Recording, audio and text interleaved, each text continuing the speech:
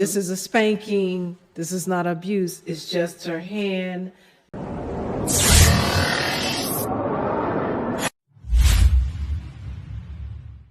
It's evolution wired us to respond to threats against our bodies. The brain's job is to keep the body safe.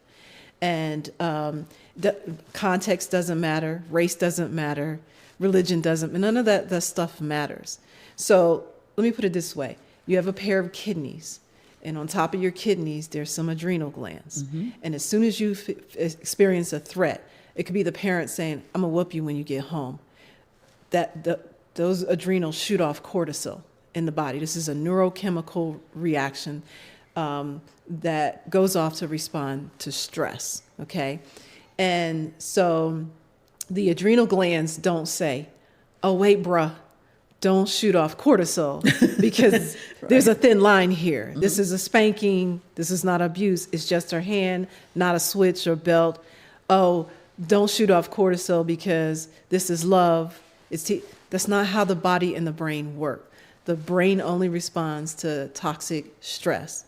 So whether you hit a child and don't leave a mark, whether you hit a child and leave a mark, or if you sexually abuse a child, all three are toxic stress events. All three trigger the exact same neurochemical responses in the child's body, which causes structural changes in the brain, which messes with their cognition, emotional regulation, language acquisition skills, memory, and also can cause shrinkage in the brain.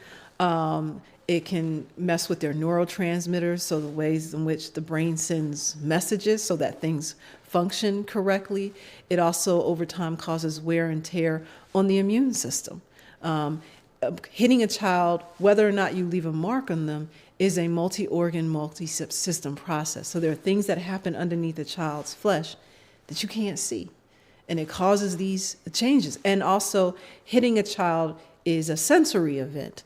And so the body stores those sensory experiences. So we're taught to reframe that violence as something else. We're taught to say there's a thin line, but the body is going to tell the truth. The body is like, nope, I have been permanently changed by this experience. And if you keep doing it over time, right, it accumulates, all that toxic stress accumulates in the body, and then it reveals itself later.